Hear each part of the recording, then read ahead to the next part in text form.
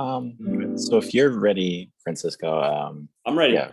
Okay, so welcome everyone. Thank you for logging on and attending this afternoon's program. My name is Matt Schumann. I am on the programming team here at Cary Library. Before we begin, there are just a few things to note. Please let me know if there are any technical issues that I can try to resolve. You can send those to me in the chat. And if you have any questions or comments, you can also write them in the chat and we will address them at the end. This program is made possible by the generous donors to the Cary Library Foundation.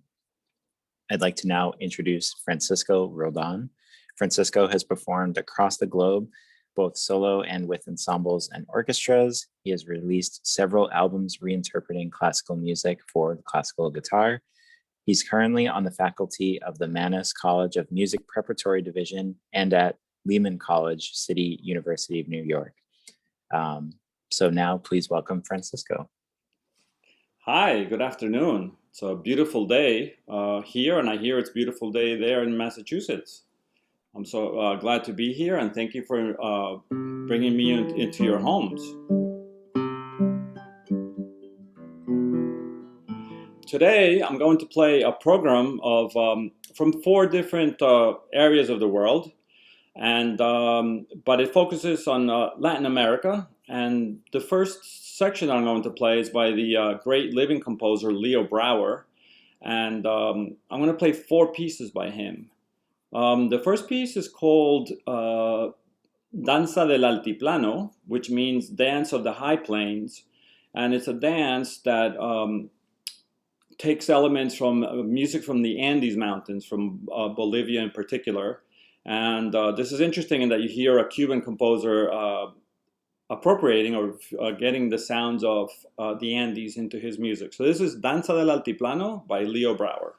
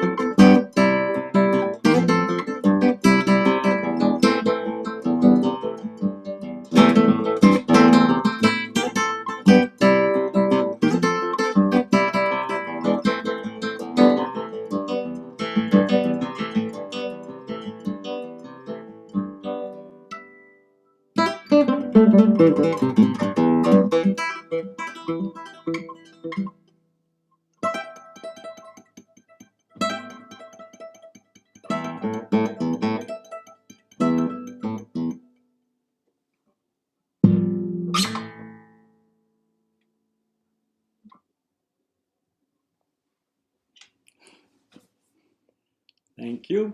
Let me see if I have to admit somebody else is entering. Okay. The second piece I'm going to play is an arrangement of Leo Brouwer of a popular tune. And it's called Ojos Brujos, which means bewitching eyes. So it's a popular tune, and it's transformed in the hands of Leo Brouwer.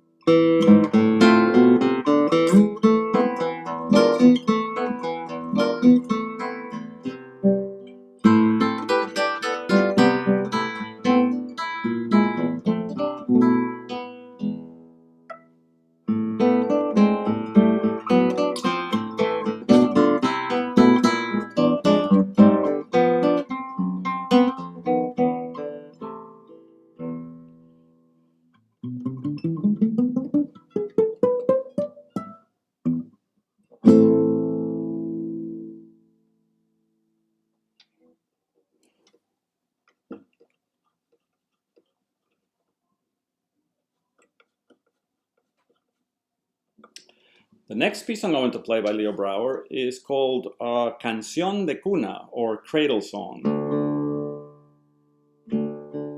And this is an arrangement of a cradle song that is a folkloric piece that has been sung throughout South America to put children to sleep. So this is Canción de Cuna. And the song is originally called Duerme Negrito, which means sleep little boy.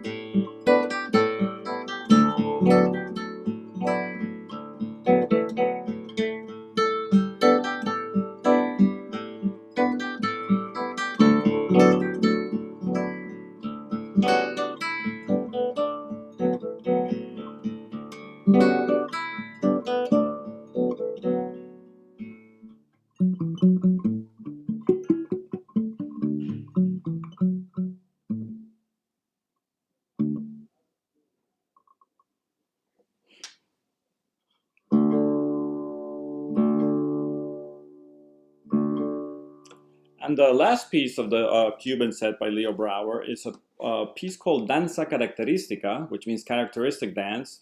And it's based on a children's song, which is called Quítate de la acera, which means get off the sidewalk.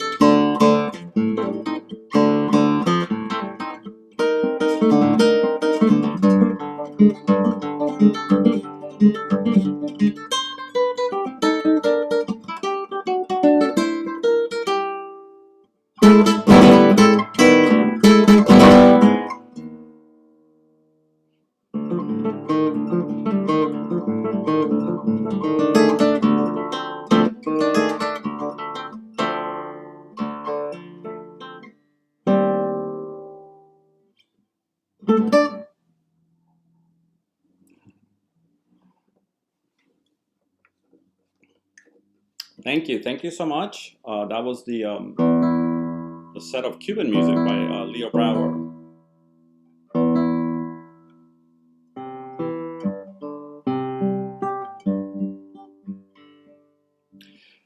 Next, we're going to go to France for 3 pieces. We're going to play 2 pieces by Satie and 1 by Debussy.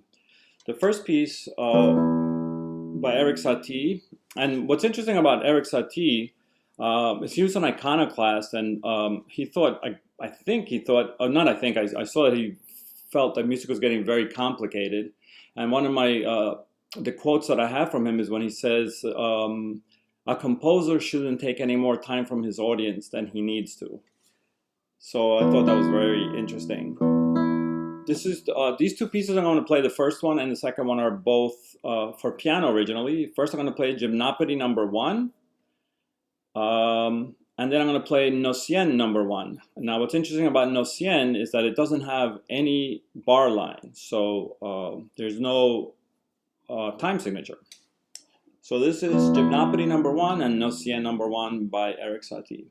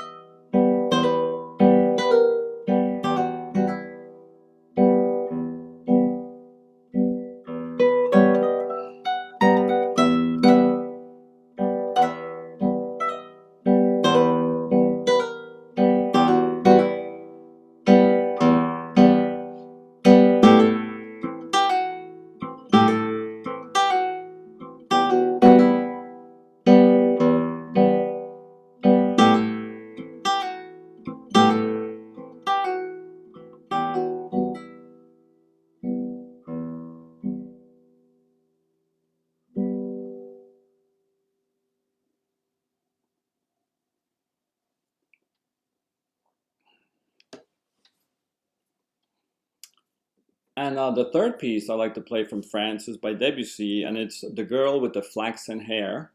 And it was Debussy's, he dedicated it to his niece. And this is The Girl with the Flaxen Hair.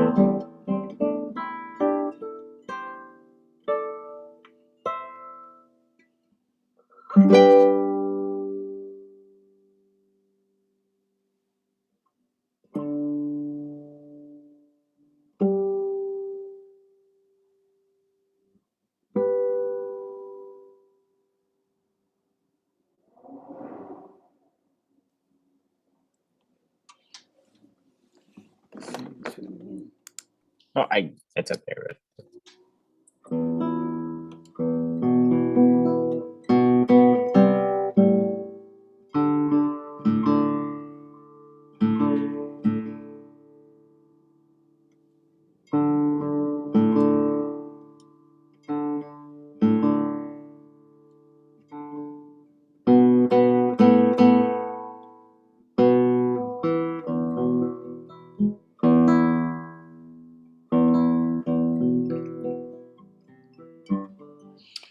The next set of pieces are from Spain, and they're by Federico Moreno-Torroba, and the great Spanish guitarist Andres Segovia, who was the person who brought guitar back onto the stage, not back, onto the classical guitar stage or classical music stage in the 20th century. He was playing a lot of transcriptions from the older composers, from Bach, Mozart, Haydn, Handel. And Andres Segovia knew that he needed new composers to compose for the instrument so that the guitar would thrive. So he asked Spanish composers to write pieces for him since he was Spanish. And one of the first ones to answer his call was Federico Moreno-Torroba. And he wrote various pieces for him, all beautiful. And the piece I'm going to play today is Suite Castellana, or Castilian Suite. And it's in 3 movements. The first one is Fandanguillo, which is based on, well, I guess they're all kind of flamenco-y. It's based on the fandango form of flamenco. The second movement is Arada, which means the plowing or tilling. And when I play it, I always think of the paintings I've seen of Bruegel or Renaissance, not Renaissance, but I guess the painters of like the 16th, 17th century who would paint a lot of bucolic scenes with farms that were just tilled. So that's Arada. And the third movement is a dance, or danza. So this is the suite by Federico Moreno-Torroba, Suite Castellana, and it's Fandanguillo, Arada, and danza.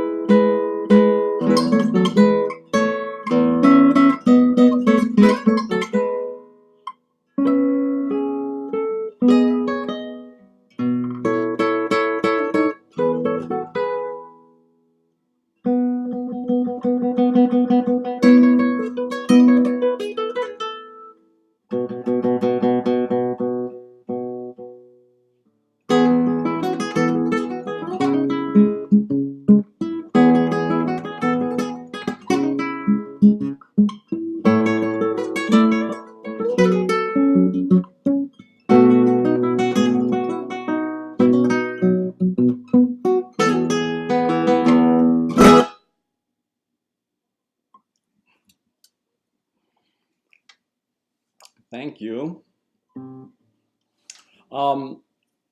The next section that I'm going to play is from the country of Haiti, and it's by the composer Franz Casseus, who lived in the 20th century.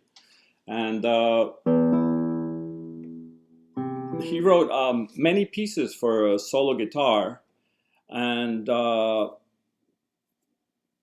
going to play 3 of those pieces. And the first piece is called, all 3 of them are based on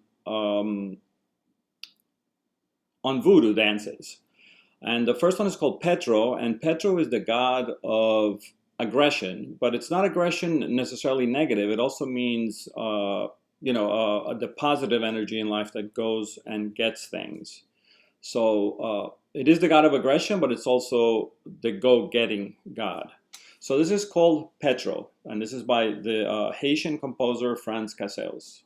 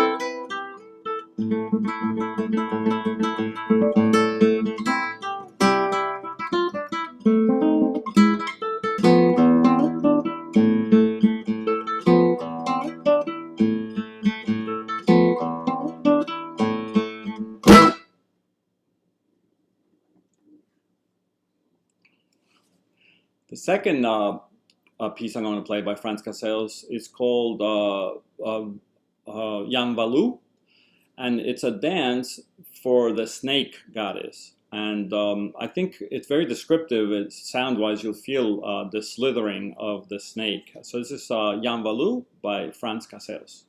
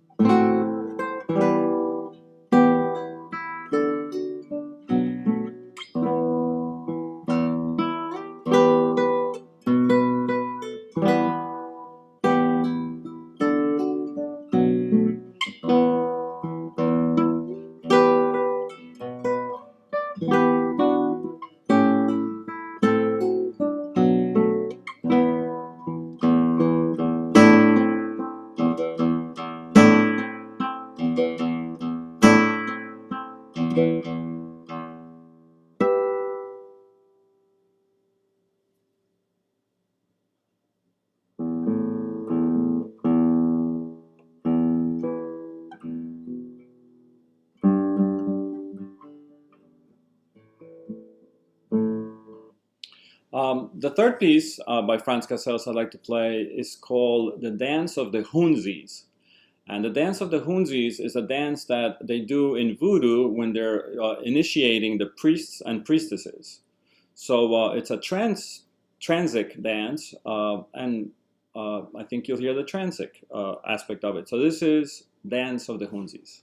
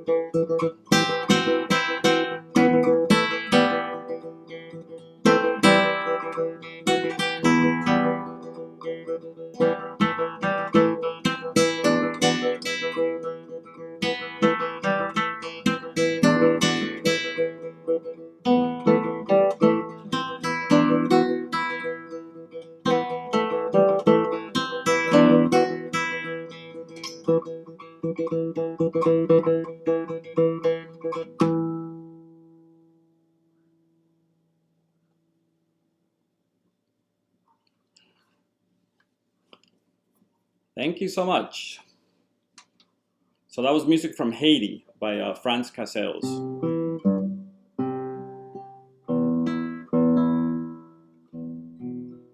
For the last set that I'm going to play, I decided, since there's a lot of dances in this piece, that I'm just going to do a dance section from 3 different countries. So the first one is going to be a bolero from Brazil, and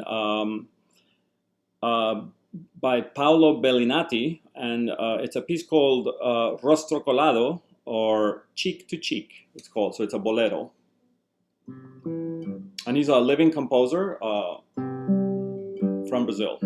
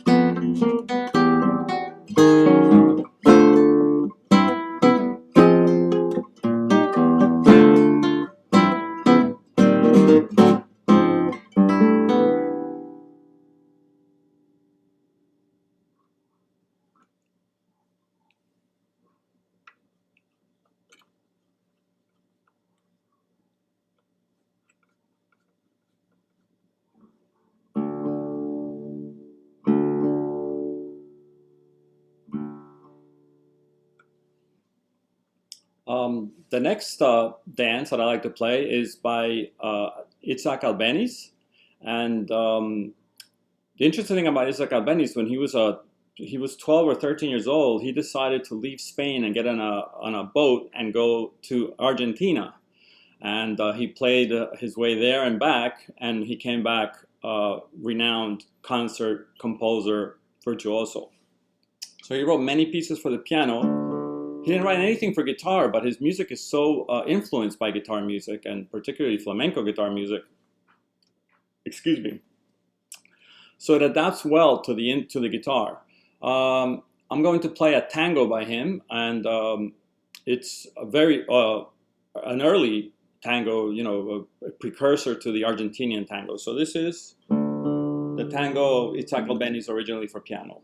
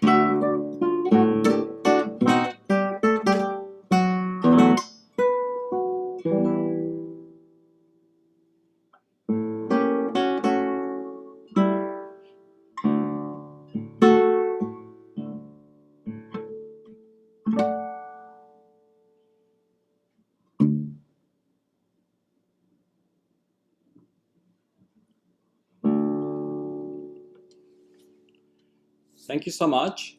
I'd like to take this time to thank Matt Schumann so much for inviting me to come to play for you up at the Cary Library. It's been such a pleasure to share all this beautiful music with you on such a beautiful afternoon. And I'm going to finish my program with joropo, which is a dance from Venezuela and Colombia. I'm Colombian born. So this is a dance from the border between Colombia and Venezuela, but and it's called joropo, okay? And it's in 6/8, and it's called seis por derecho, which means 6 all the way. And this is by the composer, the incredible composer, Antonio Lauro. And thank you so much for tuning in to listen. It's been a real pleasure.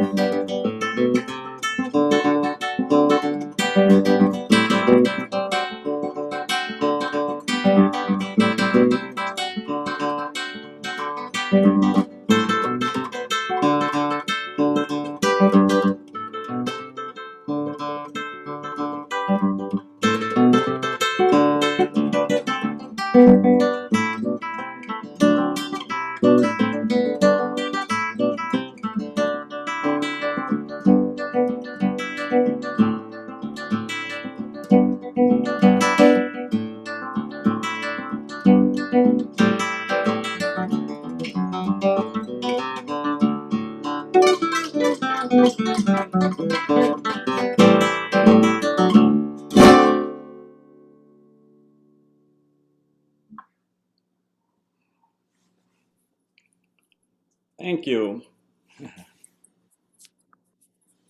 Thank you so much. Thank you, Francisco. That was really wonderful. You have a couple of comments in the chat, but if anyone has any questions or further comments, please send them in the chat. One person said that they're enjoying it so much.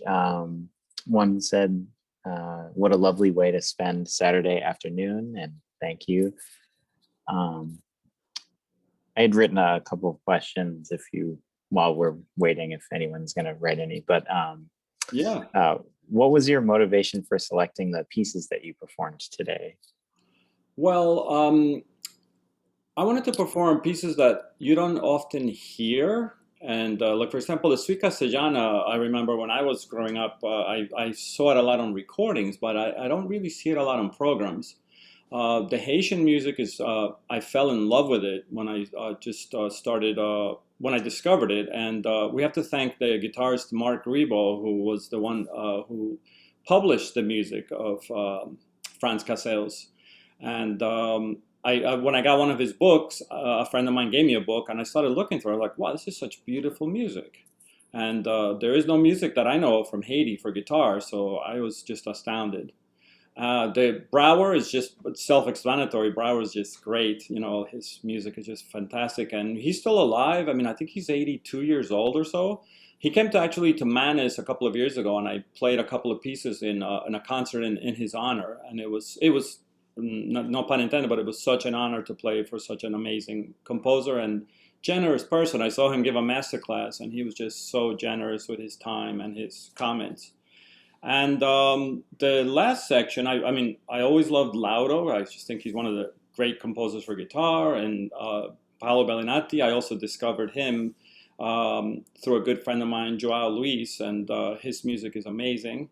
And Albeniz is just great, great music. So, and the French music, I was invited to play a year ago or so, or a year and a half ago or something for Bastille Day, and they asked me to put together some French music. So I went and I tried. Actually, those were my transcriptions of those pieces. The first two by Satie, and the third one is the transcription by Bream with a little bit of tweaking by me. Do you find that certain pieces are more difficult to transcribe? I think you were kind of hinting at that maybe, but. Well, I think for transcribing, I remember a friend of mine went to a master class many years ago in Spain with John Williams, and John Williams, someone played some Albeniz for him, and he basically said to them, you know, that transcription is impossible to play, like, don't be a hero.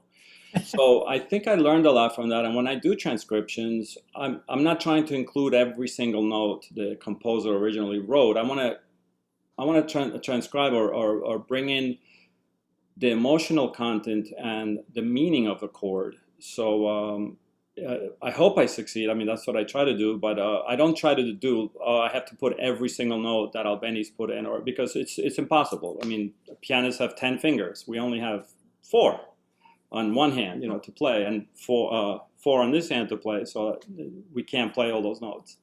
So that's how I approach transcribing: is don't be a hero, and try to adhere to what you think is the intent of the composer.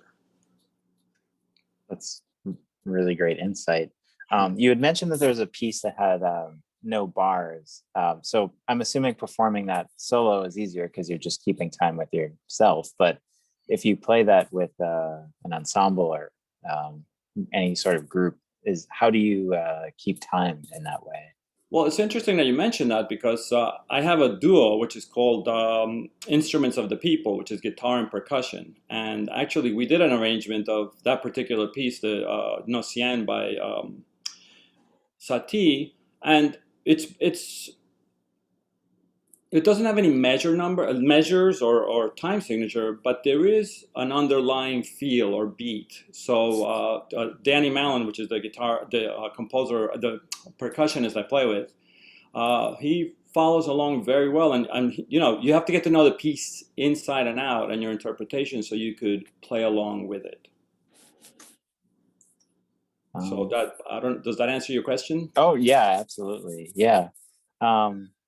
What was the first piece you transcribed to classical guitar, or the first piece you looked forward to transcribing, since maybe the first time you did it was in an academic setting? Wow. Well, many years ago, I mean, the first piece that I wrote, that I transcribed, was actually for 2 guitars. I used to have a duo, and I transcribed Bach's first partita in B minor for 2 guitars. So that was my first foray into transcription, and it was 6 movements. It was a lot of work, but it worked. So I was like, oh, okay, so this is what you do. But I think I was a little bit of a hero at the time, because I was young and inexperienced. And then I later on, let's say I did more transcriptions, and I also have a quartet called the Zigzag Quartet, which is guitar, double bass, piano, and percussion. And I've done transcription for that from music by Piazzolla, and also The Who. I did a piece by them from Tommy, and it worked out pretty well. So but the first piece I did was a Bach piece, because I love Bach. So I was just like, that's what I want to do. So that's what I did. Great. Well, if nobody has any questions, otherwise, thank you so much for today. This was really interesting, and the music is beautiful and varied and dynamic. And I appreciate that it was diverse too, and that we're hearing composers that we normally might not hear. So this program was recorded, and if you'd like to rewatch it, it will be on the Cary Library YouTube page. I will send out an email with the link to that, and once it's uploaded, and a link to Francisco's website if you'd like to purchase some of his music. But thank you again, Francisco. This was really wonderful. Thank you so much, Matt, and thank you to everyone who's listening, and enjoy the beautiful rest of the day. Take care. Thank you all for coming. Thank you. And Francisco, I can just email you after. Okay. You want. Sounds good. But thank you again. Thank you. Have a good day. Bye, everybody.